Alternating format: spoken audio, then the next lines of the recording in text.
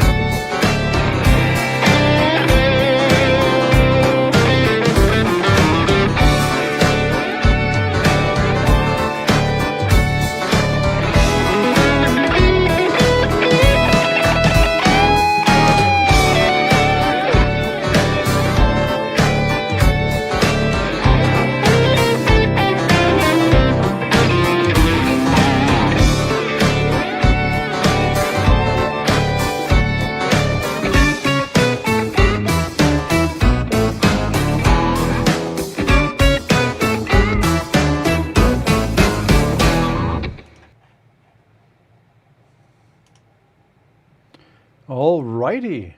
Welcome everyone to today's show. My name is Anthony Barokas here for BirdDog live session. Thank you all for being here. We've got a good audience and there's some good chat going on. And this is a reminder, if you're here for the live show, this is cool because you get to ask questions. And what BirdDog questions do you have? That's the whole point of the live show. The point of you coming up for the live show is to be able to ask questions, to learn directly from BirdDog people, and also to enter to win a year of BirdDog Connect. So I'm going to start this bright and early.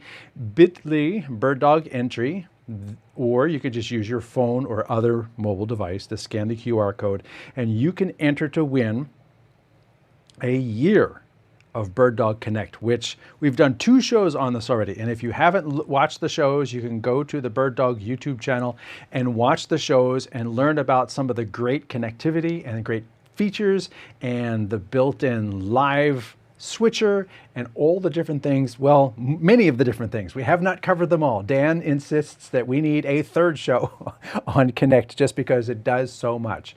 So if you're interested in this free 1-year BirdDog Connect subscription. And the cool thing is, it's not a 30-day, it's not a 15-day.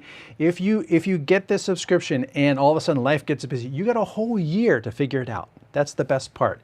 I downloaded the TriCaster demo and it was 14 days and I didn't even get to install it before it timed out. That's how fast 14 days goes when you're busy with life and business and everything. So this is really cool. A full year BirdDog Connect subscription, no cost to you. That's what you get a chance to win. And as always, where's my cursor go? There it is. As always, feel free to comment in the comments where you're watching from. We'd love to know where people are watching from because this is a worldwide show. And we have somebody chiming in already from Adelaide, I believe that's pronounced, because I'm not in Australia. I'm in Texas in the United States. So, hey, Captain's from Adelaide, and Fritz is in Chicago. Anyone else from here? Andreas jumped in from Greece. So we're getting Greece, the US, and Australia, which is the whole point of timing this show exactly where we put it. We had an early question that was actually interesting. I'm going to throw this in here early.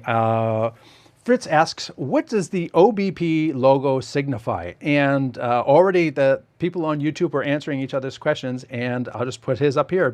Barbecue Sauce says OBP is ocean-bound plastic because BirdDog is creating a demand for the plastic that's being captured and reclaimed out of the oceans. So the plastic that's used for the different products, especially that big case, is from ocean-bound plastic. So we're creating a demand for people to go out there and get the plastic out of the oceans. That's what that is. So thank you for that. Oh, we got another person chimes in. DJ R1220 is in North Dakota. Thank you very much for that. Oh my goodness. And Martins Sietsens is in Latvia. I'm part Lithuanian, so hey, cool. That's reaching pretty far up there. Thank you very much for that. Don't want to delay too much. Thank you all for being here, and I want to get right into the news. So let us come over here. We'll get to the questions. I see other questions have come in. We will get to those. Want to get to the news, and then we'll jump into that. And let me see if I can swap this over so it's a little larger, and maybe even do this.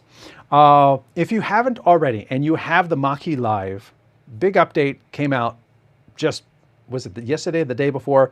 New USB microphone option. This was hugely asked for. People who use this little wireless battery-powered NDI camera and they want to pair it with little microphones, like I've got the Hollyland right here that I'm using. And then it's these little microphones, these little wireless microphones have USB out. And it would be great if you could just USB in to the Mach-E Live. Well, now you can. So you can select USB accessory from the USB port, drop down in the iOS or the web UI, and choose between the USB microphone and the built-in microphone. So that is going to be fantastic for people who are using these in really mobile situations and using wireless mics. Now you can utilize that USB-C that is on the Mach-E Live for that. Also, the color matrix was added in the web UI.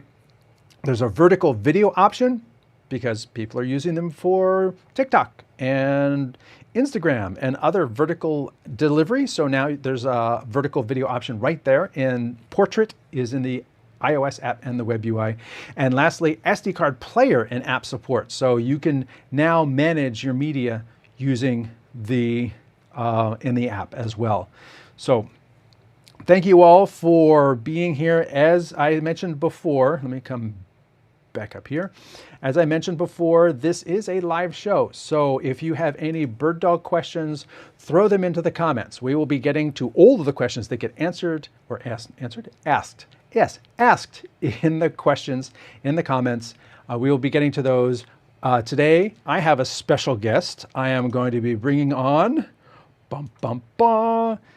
Christian Frink, product manager with the X1s. And let me see. Christian, oh, this is a horrible arena. Let me see if I can do this. There we go. So we wanted to talk about the X and the X1. These were the first two out the gate, right? These are the first two X series, and now there's a whole bunch. And the Mach-E, which we just talked about, while not necessarily called X series, they are part of the X series as well. Yeah, they're a part of our latest, call it greatest, for continue the Latest and phrase. greatest and greatest. Yeah, of our lineup of cameras. So we had our previous series of cameras, the P series and the A series, and then starting last April 2024, we launched the X series, and then it started with the X1 and the X1 Ultra. And it's crazy to think that we're approaching a year and a half later of them. I know. being out in the It doesn't wild. seem like too long ago. And some of the really big features that these things came out with is, as you can tell by the photo right there, there's a wireless antenna, which, like, wait a minute, wireless, and HX3. Those were like huge changes, especially for BirdDog, which was known for full NDI, right? Yeah, we really kind of took years of like our experience using our own cameras and like listening to the industry and folks that would write in all of our support tickets, and like, okay, what can we do better the next time around? And it's interesting things and trying to be on the leading edge. So with the Wi-Fi stream, it gives you options. Is everyone going to use Wi-Fi in their production? No, but if you want to, it's there for you. Absolutely. And then there's a huge feature that you haven't even touched on with these that is kind of a game changer in my opinion is the X1 and the X1 Ultra have built-in NDI-HX decoders as well. So it's a two-in-one. So it's not even just a camera, it's also a decoder. So instead of having to lug two different products around with you in your fly pack, you just have one camera that you can pull out and it's a two-in-one device for you. And it Right. doesn't sacrifice the performance of the camera. Right. And in terms of deployment, especially for events and, around the stage, oh, I need a confidence monitor. Oh, I need another thing over here. I want to see lyrics. I want to see PowerPoint, the presenter slide, and things like that. Now you have that return feed and it's coming out of the camera that's already right there at the stage anyway. And so that simplifies cable running. It simplifies, the whole layout of everything. Yeah, even setup because you're configuring the decoder from the same place you're changing the white balance or moving your camera from in the Bird UI interface. Right, right.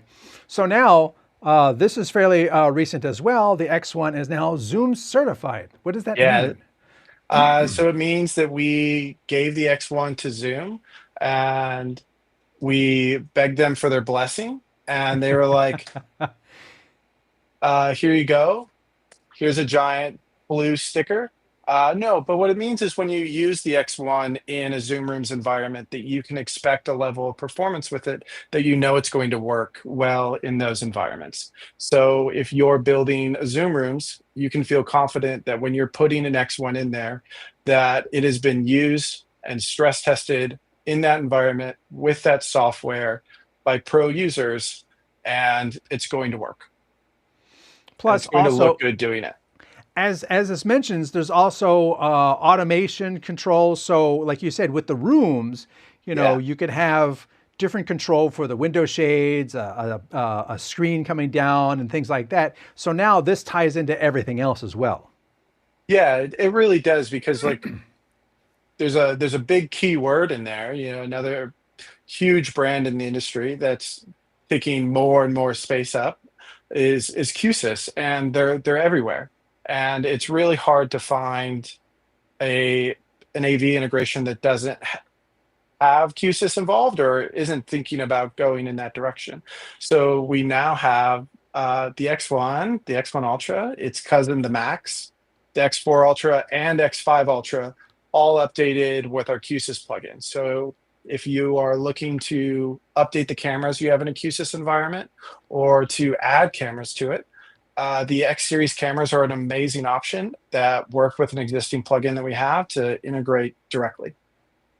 Very, very cool. So for people who are integrating, because we have a worldwide show, noting the fact that the interface is also multi-language. So that facilitates things around the world as well. It really does. This is really cool. This is only a couple of weeks old, and it's really just scratching the surface for us. It's the first product that we've brought this feature out on, and I can actually show this here in a minute. Changing the language in the UI, it's pretty dynamic, and I really hope that it opens the door to put these cameras in environments that it hasn't previously been able to go into because of language barriers. But at least just make the international experience of our camera a lower barrier. Right. Absolutely. And the AI tracking is also not something to skip over as well. And one of the key things, cameras have been able to track a person Yeah, for quite some time. But I think the zone tracking is a whole different thing. it really is, and it makes the experience of the controller a lot more dynamic because often we'll see presenters on stage that are wanderers or they're walking from a station to a station. And I can kind of do a quick little demo of it without like me moving around, just kind of talk through how it works, but you can set different scenes along your stage. So when your presenter leaves zone A, the camera's going to be like, oh, I don't have my presenter here anymore. Let me move to zone B, and it'll latch onto the target there. And then subsequently, if they leave zone B, it'll pan over to zone C to find them there again. And then finally with zone D. And you can set those scenes and what they look at. And And I so think that if you're taking it from a different environment and your scenes change, so you can always save what the frame it's going to move to is. I think this is very useful in certain, let's just say, faith-based situations where people are going to be walking up, saying something, and then walking off. It allows the camera to track things more naturally, as opposed to like, well, I lost track of this person, I don't know where to go. Yes, absolutely. It's one more step in the direction of not having a full-time controller to do every movement. And we're seeing less cases where the camera just wanders off, because I remember when I started here with BirdDog 3 years ago, and we were doing auto tracking through our cam control software, and sometimes you would just walk out of frame and then the camera would just pan up to the moon and it doesn't know what to do, and in order to get it back you have to grab your joystick and then pull it back down into frame and then retoggle it on. But with features like this, you're not having to regain control of the camera to correct the experience. It's staying on a path and where it's a usable frame. And it also kind of just gives the camera itself a backup. If not this, then go here. Whereas before it was sort of like it had one instruction, track this person. But then if it lost track of that person, it didn't know what to do. Now we're able to give it more complex instructions, it seems like. Yep, absolutely. And with it being AI tracking, it's just scratching the surface. So it's one of those things that we're always looking to improve upon. Now the X1 and the X1 Ultra are very similar cameras.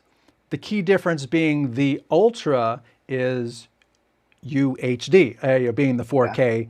Yeah. I mean, that's not that the name gives it away in any way. It's Try. Ultra HD, UHD. X1 being just 1080p 60. Now, explain to me the difference in the zoom, though. Yeah, so the zoom of your X1 at 1080 is going to be 20x. But with the 4K and the X1 Ultra, you just come down to a 12x zoom.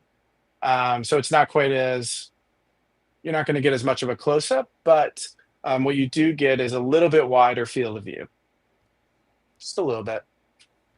So just because of having different lenses inherently, the zoom is operating a little bit differently. Right.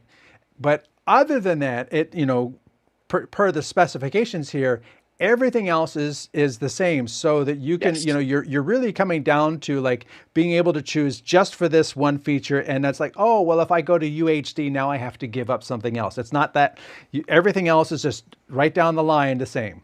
Yes, absolutely.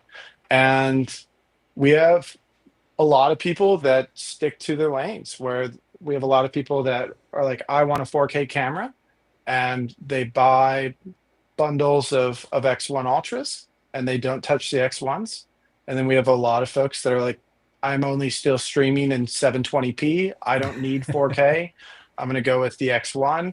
And it's awesome. And it's an incredible value at a PTZ camera that's Zoom certified for under $1,000 retail. It's an incredible value that we really think we've been able to create, and we're only scratching the surface of the features and different things that we want to bring to the camera. So it's not done yet.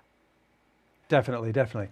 Now, one last thing I want to mention before we circle back around and go into some demos and answer questions. IBC is coming up. IBC is in Amsterdam. I've been to IBC. It is actually a really cool town to be in. Get some really delicious eats, walk around, look at all the bicycles and everything. Definitely. So if you're in Europe and you're going there, you can use code, is it IBC7437 to be able to get an exhibits pass to get into the show. Hall 7 C13. It's a bit of a maze. I will admit that it's a bit of a maze. You've been to IBC, right? I haven't. No. Oh, you haven't? You definitely got to go. It's a wonderful trip. So definitely, you're able to check them out in person, play with them. Use the new KBD, and point them around and everything. So that you're going to be able to see them. That's the next really big show. It's sort of like NAB and IBC. It's like a ping pong back and forth. And so that's coming up. And so let me close that out and remind everybody, you're here live. This is your opportunity to scan and win a year subscription of BirdDog Connect. So you can go to bit.ly/BD entry for BirdDog entry. Or if you're watching this on a computer screen, a laptop or whatever, you can use your phone pointed at the QR code. And this will take you to an entry form where we ask you to put your name in, put your email in again, because you typed it wrong, and then answer a couple questions about what your favorite product is, what would you like to see BirdDog make that we don't already make. I think this is a really interesting question because over the weeks of watching this, it's been interesting to see the suggestions that have come in. So it's really good to ask the public, like, hey, what's going on? What's in your mind? What would you like to see that's not out there? And just the other day, I was I don't mean to stall, but this is interesting that I was pulling out of my bag some old Sony camcorders, right? And I was like, yeah, long lens, 20x, Sony camcorder, no NDI. And then I said, well, that's okay, because Panasonic came out with camcorders with NDI, right? That's cool. Yeah, but it's only through Ethernet. And if you're doing NDI, you lose the 4K. And I'm thinking, but wait a minute, here we have a bunch of PTZ cameras that can do 4K and NDI without an issue, and they're wireless, but there exists no camcorder that does 4K over NDI wirelessly. All those three pieces together don't exist in a camcorder yet. I was just really amazed that I'd come to realize that nobody has done that. So Yeah, and that question helps us kind of see what demand levels are, because mhm. inherently in how the world is now, like the level of demand for things is really important into what we decide to venture into or not into. Right. And that's the thing is, and we can only really know what people want. Tell us. That's the key thing. Tell us. Yeah. Let's continue on with this. Let me move that out of the way. We do have some entries coming in. So right now, everybody who has already entered has a really high percentage chance of winning because there's not that many entries.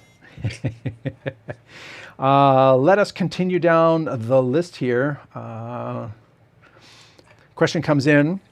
I love my X4 Ultra. Is there a planned update to allow PTZ controls inside Resolume Arena natively for this camera like the P200 had? It's a very specific question. Yes. I honestly haven't used the Resolume Arena myself. Without speaking out of turn, I thought that it was done with NDI controlled natively. But if you reach out to our support team at help at birddog.tv, we can take a look at it, and I'll on my end take a look at it and see why not it's working and what we can do to get that rolling, because I don't think it should be too big of a hurdle. Right. Barbecue Sauce asks, any more updates for the X1 on the horizon? Absolutely. I And I'll leave it at that. don't think the X1 is short of, I mean, it's still early on, I would say. Yes. I think the fun But stuff has just begun. But per Dan's, BirdDog 2.0, we don't announce things until they're ready to ship. Yep. There are some words I don't get to say. But Dan has been known to hint at things when I have him on the show, and nobody can tell him no because he's Dan. Yes. Let's see. Barbecue Sauce also asks, what camera are you using on this stream? I'm using, actually, this is a home studio, and I do multiple shows and demos with this. So this is actually a Sony ZV-1 that I have specifically so that if I hold something up really close fast, that's how fast it wrecks focus. Boom. And that's why I do that. What do you got on your end? I'm using a X1 actually, and I have it connected via UVC directly to my Mac Mini that's coming into the streaming program. All right, and I should mention that I am actually on a blue screen studio with a 4 foot softbox in front of me and a prompter screen and everything. So I'm in a studio. So And if it I'm not. looks, if somebody don't judge the difference in our setups purely on the camera, Yeah, is what I I'm want in to the is what I worst want to get at. possible environment. I'm in like a 8 by 8 square office with crappy overhead lighting that is uneven with a window in front of me. I'm in a worst case scenario. Yeah, and that's what I wanted to drive at. If somebody was looking at your camera and my camera and then going to say, "Oh, the bird dog cameras don't," no, it's mine. This setup that I have here has taken 3 years to get dialed in to look like this. Okay, so that's a whole different ball game here. Let's just continue down here. Fritz Goldman asks, any difference between the Mach-E Live update from the web versus the Android app update? It appears that the version number from the app date is the same, so I'm assuming it's the same image. Yeah, it's the same image. So we just gave two different avenues for doing it because we know that inherently with what the Mach-E Live is, there'll be different types of users that'll prefer to update in different ways. That's very true. Some people are very app based. Some people are in studio and they don't want apps or anything popping into it.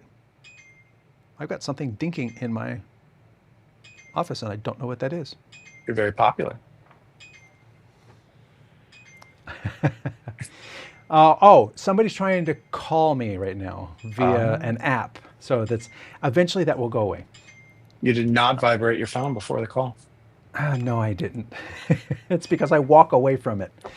The X4 Wi-Fi receiver. I have just seen this for the first time recently while doing research for this show. The X4 Wi-Fi receiver has popped up in some retailers. Any updates on when these would start shipping before we order it? Very soon. I know that's not the answer, but I'm not going to give a date that I don't have, but I know it's very soon. We have them together. We were just working on finalizing the firmware that we wanted to ship it on and running through the QA process on everything because we know that it's been a little bit since we announced it before it ships. So we just want to make sure it's tied up. And this isn't a situation where there was any setback or anything. It's just that we want to make sure it's good before it goes. So And for those who don't know, we'd already talked about the X series has Wi-Fi, but not all Wi-Fi is created equal. And I have talked about this in other series where it's like if you're going somewhere and it's like, well, I'm just going to use the venue Wi-Fi. No, yeah. no, never use, always bring your own Wi-Fi. And one of the things I know people have asked about saying, well, if you're making Wi-Fi cameras, why not make a Wi-Fi receiver so that we know that it's going to be capable of what we ask of it? And I can testify to this because here in my home office, I have one of the latest Eero routers, EERO, and it's Wi-Fi 6. It's got a 2.5 gigabit upstream port. It's awesome until I try to push NDI through it. And then it just does not do it reliably. It's just the weirdest thing. It's like, I'm super powerful except for that. And, Netgear is the same thing. Netgear has AV specific routers that are designed to handle NDI and things like that. So BirdDog coming out with its own Wi-Fi receiver for the wireless cameras, I think is going to help a lot of people be confident in the fact that this is designed to work with these cameras. It's designed to handle this, fire hose of data coming into it and get it on a local area network. Yeah, and inherently just by using that Wi-Fi receiver instead of, the public Wi-Fi or a different available Wi-Fi in a venue that you go to is there's less traffic and it's just going to allow your stream to be more stable. Absolutely. And, for people who have tried to use public Wi-Fi, sometimes public Wi-Fi, and technically, in my humble opinion, it should always be this way, it's isolated. So anything that connects to the public Wi-Fi should only be able to see the internet and nothing else on the local area network. NDI is designed so that all these things are supposed to be able to see each other, which basically means public Wi-Fi should not work for NDI out of the box. And, so coming with your own Wi-Fi receiver like this one is basically going to mean I don't have to worry about whatever's there. I'm set. All right, continuing along, barbecue sauce. Thank you. We're doing a lot of comments here. What is the difference between presenter and zone mode tracking? You had mentioned you were going to demo this. Do we want to do a little show and tell? Yeah, let's do that. This is All the right. magic of a live show. We didn't screen test this ahead of time. No, that's okay. We'll run with it, and if it doesn't go right, we'll it's my fault. All right. While you're setting it up, barbecue sauce continues. I can't find much explanation for the live focus mode on the documentation. It's kind of self-explanatory, but what does it actually do? So I guess we could talk a little bit about that when you get the screen share up, and then we can put that in front of people so they can see what the difference is between presenter and zone tracking. Let's see.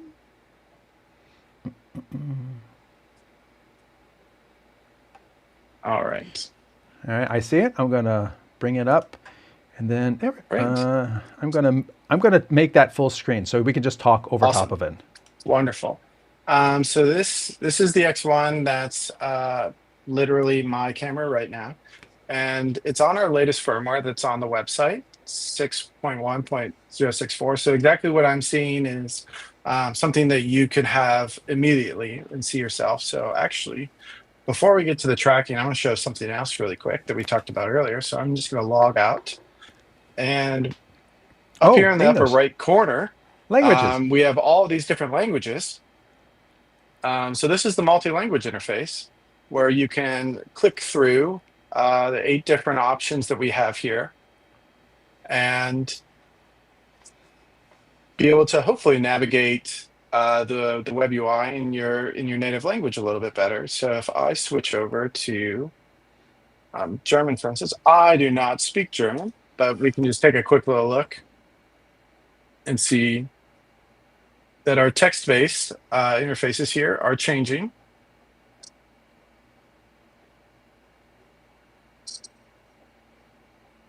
So it's something that we're still working on improving throughout, and we're working with some partners in local regions to make the language read more naturally, because naturally we don't speak 8 languages natively. So we're working with some experts in some regions to make the language more natural as we go on, and we'll see if we can add a couple more as well if it's needed. So coming down to cam control, there I am.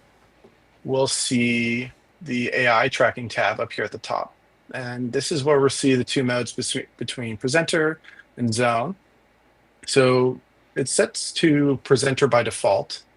And if I turn it on, you'll see this blue box, and this is recognizing me as a human target to be able to track. And then if I click confirm, it'll change to green, and it's going to start tracking me. And then I'm going to turn it off because it's a little wild. I don't know my left and rights.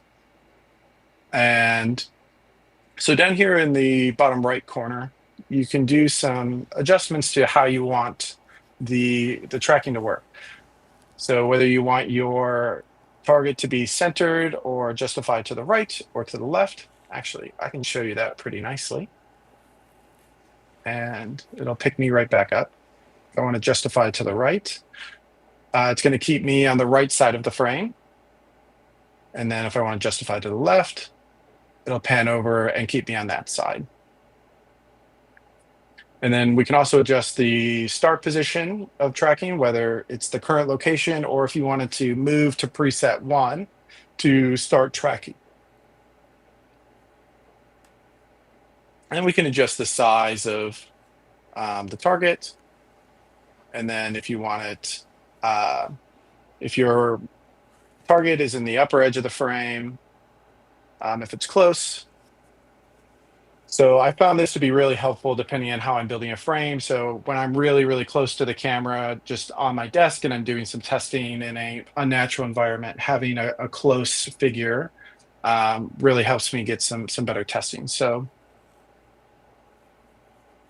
um, it's really important, I think, to try it, the tracking out ahead of time, to see how it's working in your environment before just blazing it on and testing in live production.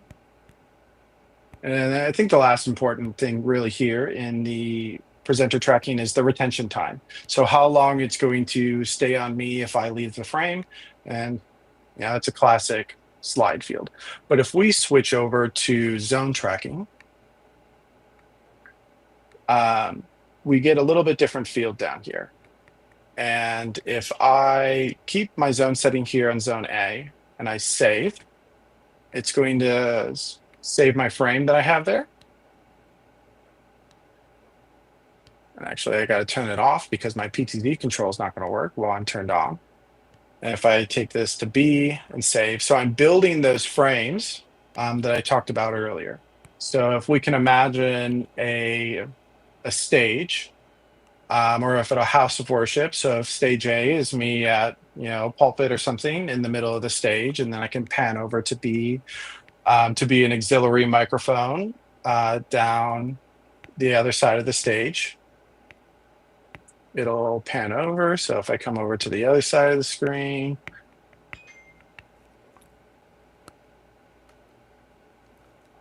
and save C. So, and then D would save just the same. So you can build up to 4 scenes across what you're tracking. So as your target would leave zone A to enter zone B, it'll follow them there, leave zone B, enter zone C, it'll follow them over to the frame. And then you can choose what zone you wanted to start tracking in. So if you don't have it built chronologically, you can have it start in a particular area and then follow through.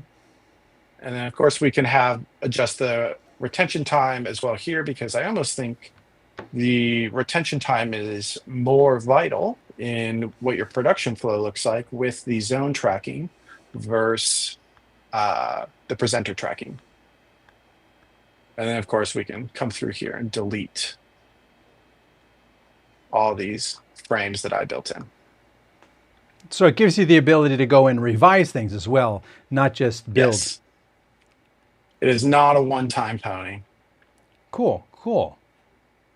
And then we have this advanced tab down here where you can adjust the logic of how the autofocus is working,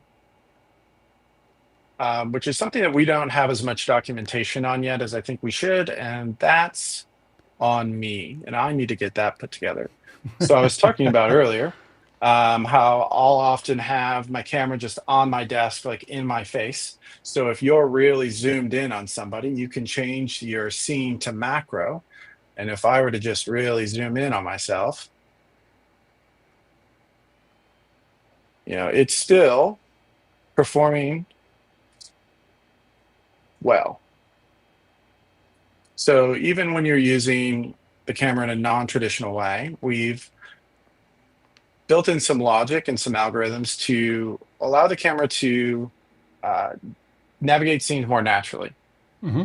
So, because not every scene looks the same. So just like we were able to build the AI tracking with a scene to the left or a scene to the right, you can do that with the autofocus as well. So if you want to focus in on a target that's on the left of the screen or on the right of the screen, so if Anthony, if we were side by side right now, left and right, we would see each other go in and out of focus on the left or right of the screen as I toggle the left and right. And then you can adjust the sensitivity as well. So if the autofocus isn't performing exactly how you want it to, I'd really encourage you to come over to the advanced tab and to play around with the different scenes and the sensitivity to see how it interacts differently in your environment. Awesome. All right. Well, thank you for that one. We got a couple more questions Yeah. come in, but I Yeah. first want to remind everyone, let's just see, that this is a live show, and if you're here during the live show, this is a chance for you to ask questions. We're talking about the X1 and the X1 Ultra capabilities, the interface, the web UI, different things they can do. That was all answering a question about the new tracking that's in the X1, X1 Ultra. So we were doing a little demo on that as per answering a question. Also, if you haven't already, we have 6 entries so far, which means that the opportunity is still there that if someone wanted to enter to win a year of BirdDog Connect, you can do that right here, bit.ly/BD entry. This is only available during the live show. If you're watching this show an hour from now, too late.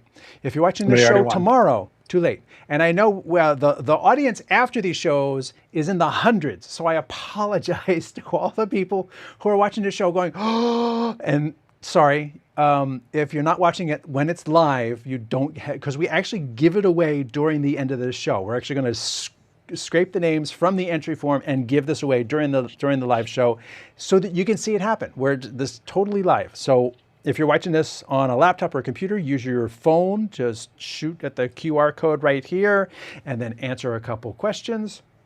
Tell us what you use. Hey, even tell us what you'd love to see BirdDog make that we don't already make. And then you can put that in the entry form. We collect all this, and at the end of this live show, right now, Wednesday, we're going to give this away. So I just want to put that up again while we're going through, and let me get to the next questions. Boom, boom, boom, boom, boom. I had to scroll back up to get there. Da, da, da. So now I have to go back down. That was the X4 Wi-Fi receiver. That's the zone tracking. All right, here's one. Emmanuel Francis says, what makes the 1 by 2.8 inch CMOS sensor in the X1 any different in image quality than all of the other 1.2.8 type CMOS cameras out there? Why not 1/1.5, 50 megapixel, like the OBSBot Tail 2? Well, on to the second part first, I think. Because it's a different camera. Having a larger sensor is different. We have like the X4 has a larger sensor in it than the X1 does. And it's for different use cases. We've really tried to build each of our cameras uh, in this series for particular use cases and environments. We don't want to fall into the trap of just trying to throw everything into one camera just because we can, and then kind of lose the narrative on it. And to try to make the individual camera work as best within the ecosystem as possible. So aligning the sensors that we have together allows our cameras to be able to look the same. So if you have an X1, an X4, an X5, and a Max, all in your production in different shots, the ability to have them together and look like they belong together. And that's really important to us when we're choosing, what sensors and what type of sensors we're going with. And larger sensors aren't off the table. As a lot of people like to point out on the X series page on our website, there's still one that's blurred out. And we did have some previous slides that were interesting, about things that happen next month. So yes, remember IBC is coming up and in September, and that's where announcements typically happen. And as someone who has been in this industry a long time, I can also comment on this in that the size of the sensor affects what you can do optically. And the comment was actually very specific and kind of, I want to point this out. The OBSBot Tail 2 only has a 5x zoom, probably caused by the fact that it's a larger sensor. And that's why you always find like any camera that has a really long zoom usually has a smaller sensor, because optically that's easier to do. If you make the sensor really big and then also try to have a 20x optical zoom, your optics are going to have to be optically larger. in order Your eye to, is bigger. right, because Yep. the target is bigger. And it's a caveat, especially when you're talking about a pan tilt zoom camera where all of the optics have to be able to move and tilt and everything. And if it's really large and you move this element forward, you can't shift the head backward to offset the movement of the optics within the lens. Yep. So it's a caveat. It's like, yes, they've got a larger sensor, and we're not ruling it out. You can overcome things with bigger motors and things like that. But I just wanted to like throw that in there, that it's not just like, and not every sensor is like, oh, you can just put a 1-inch sensor, you can put a 2-inch sensor, a 5-inch, you can put a medium format sensor in there and still have a 30x optical zoom with no problem. It doesn't work that way. Yeah. And to answer the first part of his question, I didn't really answer like what makes, our cameras any different. We spend a lot of time tuning our image. Like even since I talked at the beginning of the show how the X1s have been out for almost a year and a half now. And we've done a lot of image tuning along the way to improve the quality of the image as we go out um, through time, and including cleaning up lines, cleaning up how the color so that there's not as much color bleeding, improving color accuracy. And a lot of that goes into the journey that we went through with the Zoom certification, because the standard that they hold to is really high. So it's working really hard internally to hold ourselves to a standard and to always try to get better and not just be okay with, you know, what comes out of the box, and to Exactly, always strive exactly. for improving. And to that point, BirdDog, just with the Silicon 2 update, is releasing software to give more capabilities to the P series cameras from however many years ago. So BirdDog does not just sit there and say, we've made this, it's all done, never going to bother fixing it. There's continual refinement and updates and things like that. And to that point, I'm going to throw up the next question. UNUTV says, is the USB audio option on the Mach-E Live switchable to line in addition to mic in? I'm thinking the answer is probably no, but it's a good question. Not right now, would be my answer to that.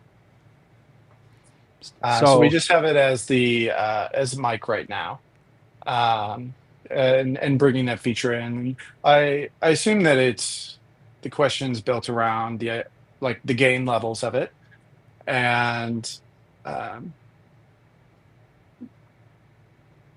I don't know more. I don't want to speak out of hand. The Maki Live isn't uh, the product that I spend the most time with, but um, I wouldn't be surprised if that's something that we build in down the road.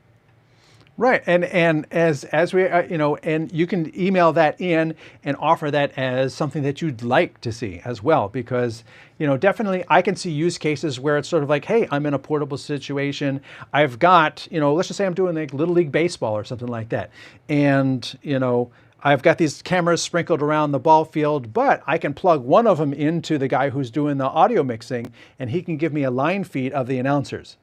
Boom, done. And you don't have to dumb it. It's pretty easy to add a pad and bring it down to line level and bring it in, but it's even easier just to be able to bring in a line level too. So I can definitely see a use case where that would be very useful. Also want to say hi to John Knutson, who chimed in on the comments. He says, sweet dry erase board. Yeah, this was John's space once upon a time. Ah, okay. That now I understand. um, we auto follow a lawn bowl game going down the green? I guess that's using the area tracking. A lawn bowl. I think it's a possibility. Oh, It's like the the like sport. yeah. The tracking's just going to follow the human target. So it's just following like humanoid targets right now, not objects. So if you have, you know, a person that's moving down the field systematically, you could do that theoretically. It'd be interesting. Yeah, I'd be interested to see what it would look like.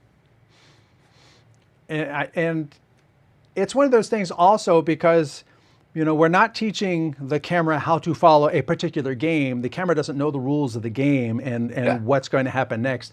You kind of have to like work around that with the available constraints that are in the software. But also talking about outdoor sports, how much different does the white colored housing make heat-wise for outdoor use on the cameras? Well, they're all rated to be indoor cameras. Okay. But I think what one of my favorite quotes that I don't know how to quote directly on this, but it's Bill Nye responding to how fast does water boil, and does it boil faster if you start with hot water, or does it boil faster if you start with cold water? You would say, try it. Um, it's science. The black's going to absorb more heat than the white cameras are, but um, they're built and designed to be indoor cameras and to not, sit out in the heat. And either of them, if they're in heat in the direct sunlight for too long, I wouldn't be surprised if they start behaving, outside of, normal expectations. Normal parameters. And, Yeah. as someone who has done outside events with cameras, I have found that I have needed to put some sort of, umbrella over top of the cameras. Because if you're standing out there and it's too hot for you, it's going to be, hot for these devices, which are trying to cool themselves, usually passively. And having extra heat just pound down on these things is not helping the situation, especially if it is already the ambient temperature is already hot. So Yep. I find, I had a Netgear hotspot just totally closed down and shut down on me because it was too hot. So I had to like put something over top of it that still let the air flow, not put it in an enclosure, the air still has to flow around it to let the heat that it's creating escape and let cooler air come in. So it was kind of tricky. Another Wi-Fi question. Is there a specific feature of Wi-Fi that needs to work properly because they have a Ubiquiti E7 enterprise grade access point, but can't make the X4 work over Wi-Fi at all? It says wrong password.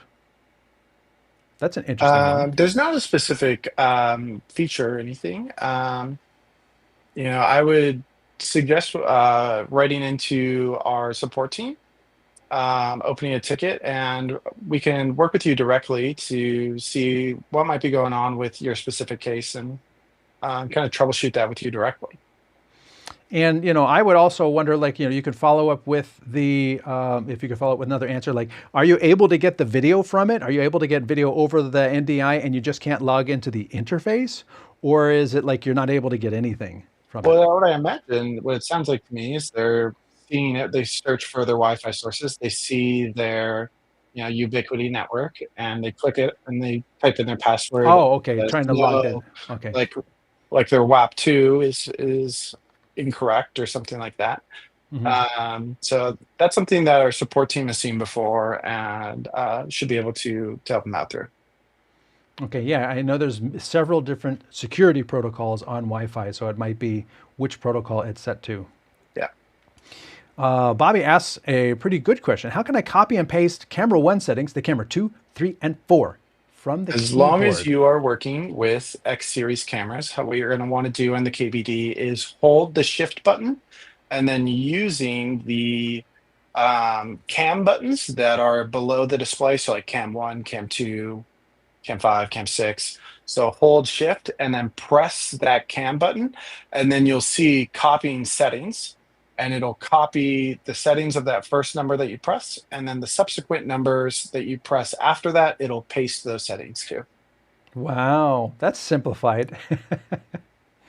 And I think that's because a lot of people who are using the KBD are doing multi-camera situations. That's why you've got this hardware interface to be able to jump between different cameras very quickly. Yes. So I actually like this question. What is the sweet spot on the X1 Iris in terms of sharpness on the 20x zoom? It's a very good Depends on what your optical subject question. is. And for those who don't know, like usually wide open is not the sharpest, but also you don't want to be closed down all the way. you're going to get a little bit of diffraction if you're closed down all the way. So you're going to want to be in the middle, and at different Yep. lenses, that middle is at a different spot. So if the widest point is 1.7 or 2.0, I would say 4 is, probably going to be your sharpest all the way through. It's usually not the widest point. It's a little bit closed down from that, but then you don't want to keep going. It's a more technical answer than I was ready to give. The post doctor says, would those tropical drink umbrellas work? A little bit Yes, only larger if you order them in bulk. and put them all over. Yes. I've recently had a lens flare issue at a location with a skylight. Anyone else see this? An umbrella might have worked. An umbrella might have worked. Also, you could probably put on, use tape to put on some black wrap. As Yeah, sort because of the like lens is so an far eyebrow. forward on the camera. So we've Yeah, had people use tons of different things around it. just so long as it's lightweight. You're not Yes. adding a lot of weight to the front. So black wrap, for those who don't know, is like aluminum foil, but in non-reflective black, and then a piece of tape to hold it in place, just long enough, to basically do this. Yeah. Pro Bowls TV says, didn't Dan last week hint at an outdoor unit for the Euro show? I don't know. Somebody would have to watch last week's show. It'll be a really good time at IBC. And I think even if you're not going, I think you should stay tuned to your RSS feeds. Not gonna say more. Uh, Two feature ideas: backup restore settings on the cameras and generate bars as an output. Fritz, I hear you. It's a real And generate bars as an output. Okay, so he wants like NDI test patterns to be able to output. Is that what he's thinking? So just like spit bars out as opposed to camera feed, just to make sure. And I can actually see, as someone who has done live shows, you want to say, okay, is it something happening after the camera that's giving me wonky colors?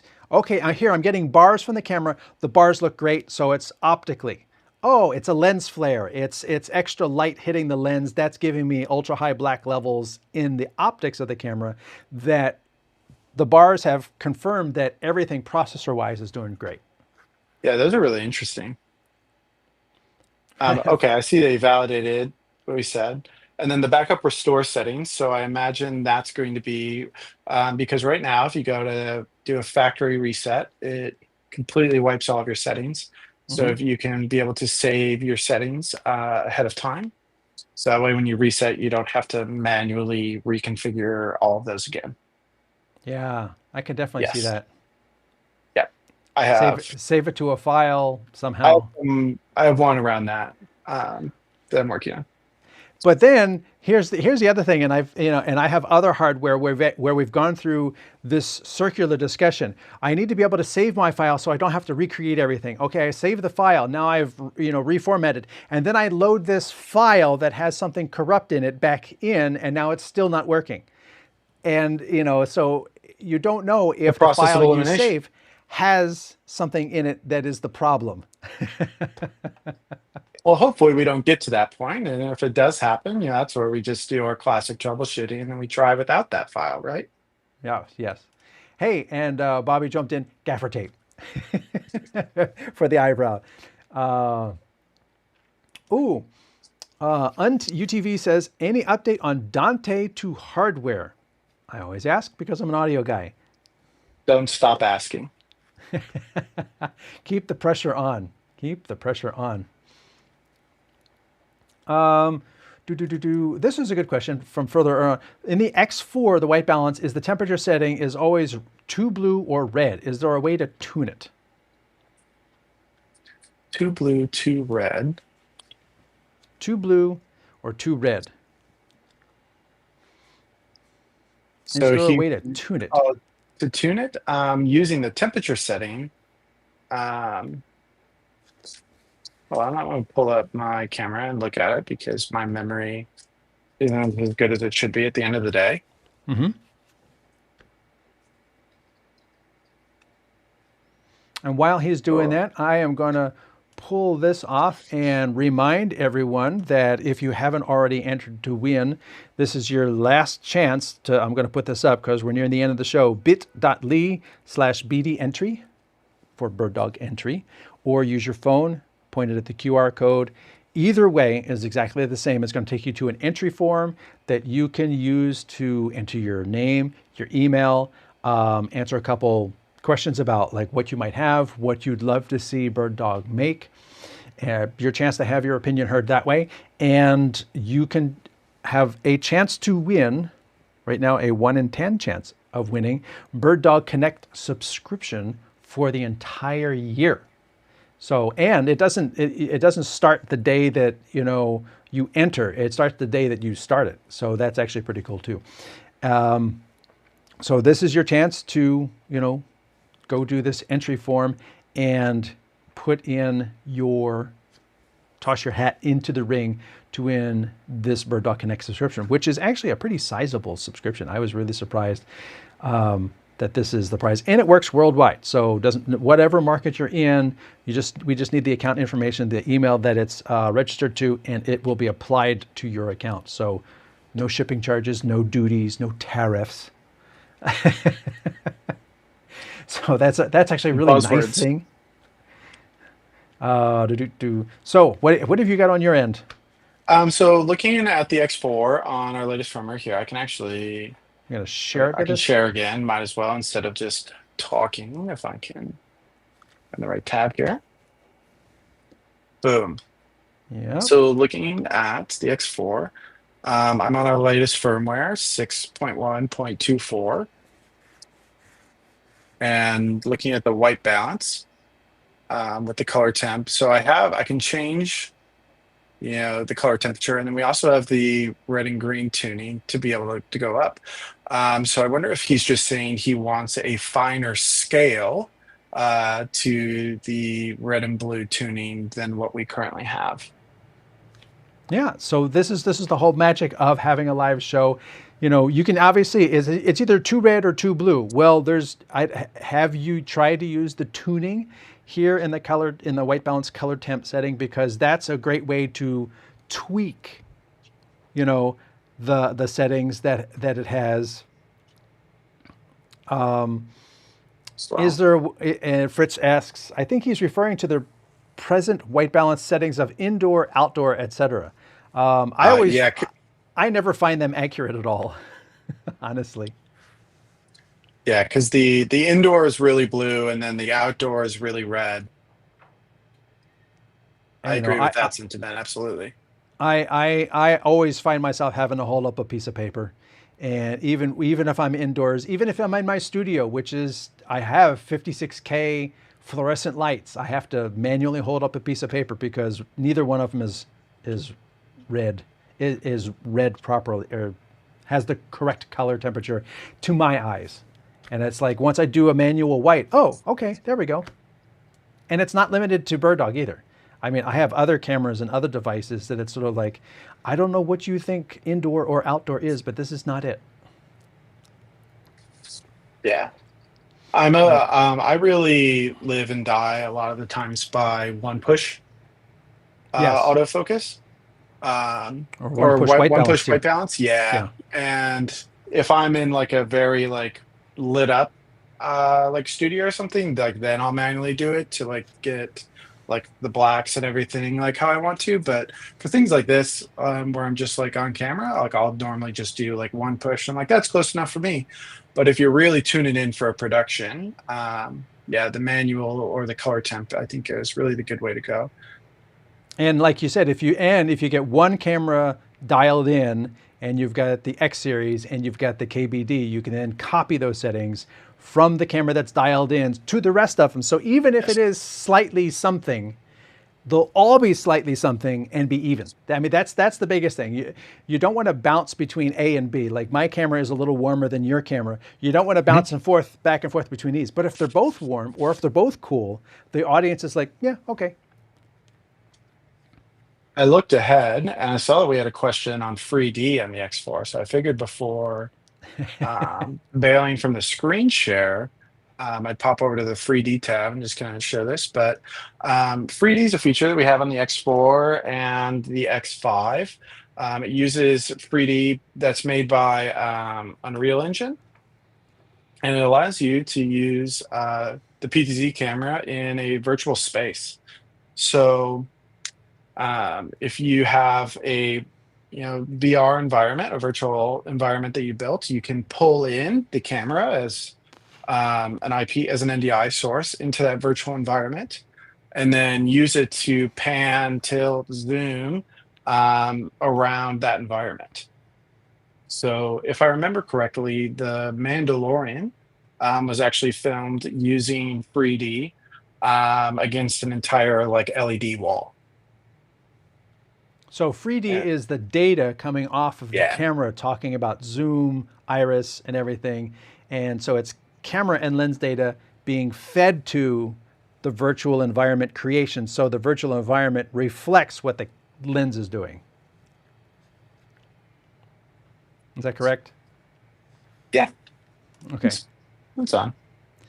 Jesus says, I've tried tuning to match other cameras after using the same temperature. Still looks way different than any other cameras I've tried to match.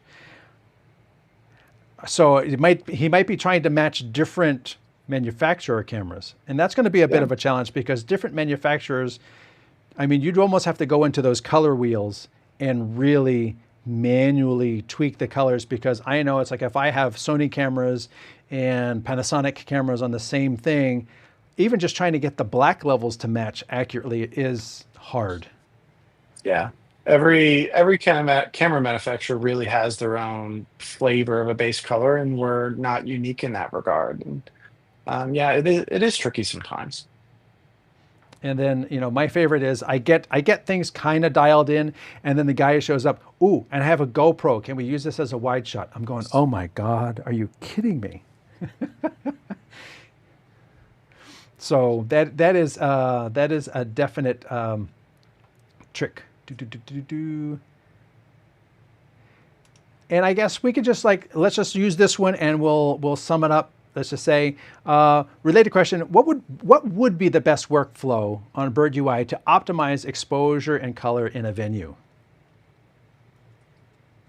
I start on auto, and then I'm like, how does auto look? And then based upon auto, like how much like work I need to do. Um, if I'm happy with auto, I'll leave it in auto, and then I'll just kind of do manual focus. If you put it on auto and it doesn't look good because you're in a really bright environment or a really dark environment, I just will poke up a window of NDI Studio Monitor and poke through the web UI. But what's way easier than that is using our cam control software, because we actually have a beta release of it that works with our X series cameras, that's been posted in our user group on Facebook, where you can actually pull up multiple cameras side by side. So if you have, 3X1s and an X4 in the same scene, you can pull those four cameras all up side by side in the cam control software, and then be able to adjust them individually and see how they look all side by side. And So that's yeah, I and would that's head over key. to our user group and find it's on a pinned post at the top of our user group for the cam control. And that's the Facebook user group, right? That is, we're rapidly approaching 10,000 members. Nice. And then I might also mention it's really important in a venue also understanding what the show is going to be. Because there are times when a show is sort of like, oh, we've got this whitewash, this is super easy and everything like that. And then in between presenters, they take the white away and it's all blue or it's all red. And the camera's all like, oh, okay, I gotta find white, I gotta find white. And they all go nuts.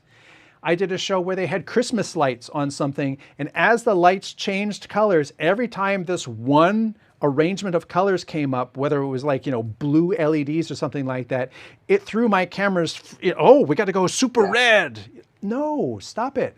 And in those cases, you gotta go manual. It has to be manual. Otherwise, it's going to throw you for a loop every single time that thing happens all the way through the show. So knowing the show at the venue is also very, very critical. I've also seen a couple of folks just get filters, even though it doesn't have the lens threads, uh, but to just get a filter to put on and then just lightly like gaff it on, just to be able to break through, especially when looking at the lights. But um, yeah, that's one of the things that we talk about. Referencing back to different models for different use cases.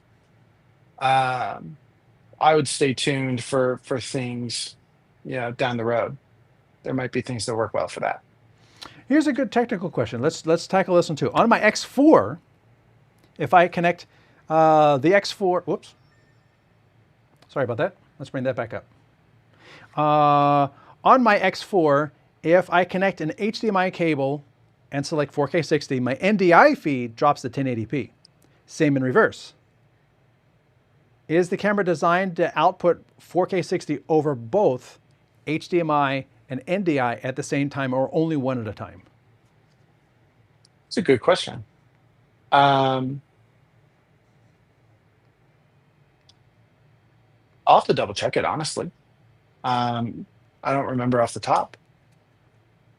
Send a message to Chris. Um, Send an email to Chris. He'll yeah, send an email to me, Christian at birddog.tv. Send an email to me and I'll look into it. It's Oh, actually right. Christian F at birddog.tv. Yeah, don't send it to Christian, because Christian F won't get it. I won't get it.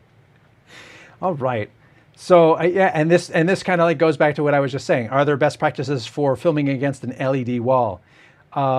Yeah, white balance for the lights, white balance for what white is going to be. Lock everything down, because then as the wall and the lights, especially if your virtual environment is controlling the lights. So if the virtual environment goes, nighttime blue and controls your, RGB lights in the space, your camera doesn't say, oh, I have to fix this and make this white.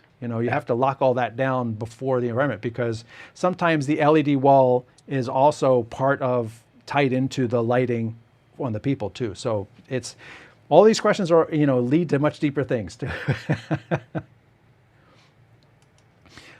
Bowles Promo says, would the Wi-Fi reach about 30 meters outside line of sight? I'm using an Omada EAP outdoor unit. I don't even know what that is. Wi-Fi, I'm just going to say, as someone who has used Wi-Fi for production since like 2017, Wi-Fi is a very strange beast. It's great when it works. It's also, I have been to NAB and tried to use Wi-Fi between devices not further than my arms are apart, and it has not reached. And so, will it reach? So 30 Depends on the meters, environment. what is that? Around 90 feet. 90 feet. I think even that's pushing Wi-Fi. Um, I wouldn't expect it to perform very well at that kind of distance. UNTV says the X4 is one at a time. So Yeah, I guess it might. if you're running at 30 meters outside over Wi-Fi. No, I think he's talking about the Oh, 4K one or 4K the other, or 4K both. So I think oh, he good may have looked at the callback. specifications. So, all right. Faster than Well, I. we could keep going answering questions, and I think the audience has been very, very active, but I don't want to keep Christian all day Yeah, for today's show. Thank you, Christian. I really yeah. appreciate you being here and doing a demo of the X series and the 3D and the tracking and the color correction and all these things. If you have an X series, dive into that interface, play around with it, because you can always go back to factory resets. And there's a lot of capability, a lot of depth to it, and that really gives you the capability of going in there and tweaking these things to your liking beyond what they come with out of the door. All righty, man. So thank you again, Christian. I look forward to doing Absolutely. I look forward to doing another show with you. And to all of the people watching, I will throw this up here one more time. I am going to throw this up here. This is going to be your last chance. I will stall a little bit for people who may have joined late and want to enter to win a 1-year BirdDog Connect subscription. Thank you all for the questions. We've had, I think, the most questions here that I've seen, and people are even responding to each other back and forth. We've got actually we've got a Facebook answer to a YouTube question. So. The post doctor says, extend the Wi-Fi's antennas closer to the camera. Or if you're using mesh networking, put a mesh hub in between the two. There's lots of different things you can do with Wi-Fi that may be out of the box thinking, or use a cable to extend to a Wi-Fi access point that's nearby wherever that camera is. So the camera's still able to move around freely. Lots of different ways to skin a cat, as they say. But this is your last chance to enter to win bit.ly BirdDog entry, or use your phone to scan this to win a 1-year subscription to the BirdDog Connect. And I am going to come down here and jump on this one. I am going to add my screen so that you can see what's going on. Entire screen. This one, share. And let me make that side by side so you can see what's going on. So these are the entries I have so far. I am going to select from Fritz to Emmanuel. I'm going to copy. I apologize anyone who has got here late and the entry did not appear. This is the BirdDog Wheel of Fortune. I'm going to paste all the names in here, and I'm going to click to spin the names. And the subscription goes to Luke Hayes. Congratulations, Luke. You are the winner of the BirdDog Connect subscription. So that is why I do that live here in the show, so you can actually see me doing the process. We're not just picking a name in secret, behind. I'm just doing it live right here in the show. So if you're watching after the live show, I apologize that, you didn't get a chance to win the BirdDog Connect, but tune in next time on the next BirdDog live session show, and you will have an opportunity to win and get your questions answered in our live Q&A. We've gone for an hour and 15 minutes today. That's been a pretty good session. I apologize. We still didn't get to everybody's questions that have come in at the very end here. So tune in next week or send Christian an email, and we will hopefully get those answered for you. My name is Anthony Barocas for the BirdDog Live session. Once again, thanks for watching.